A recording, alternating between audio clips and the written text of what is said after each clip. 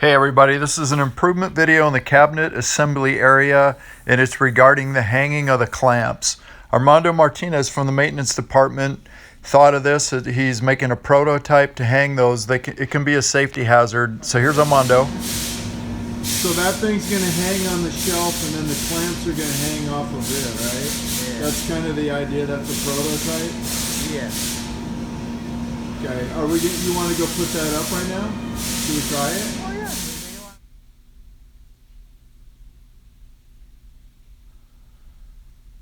There's just some pictures you can see where they're hanging off the glass. If they shake and fall on somebody's foot, that could be not good.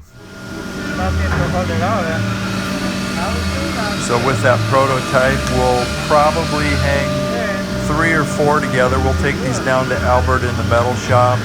But the idea here was to get a prototype going. And I love the way Armando's thinking, so we want to keep going that way. And here we go. He's got just a couple of them, but you get the general idea, and we'll take it from there.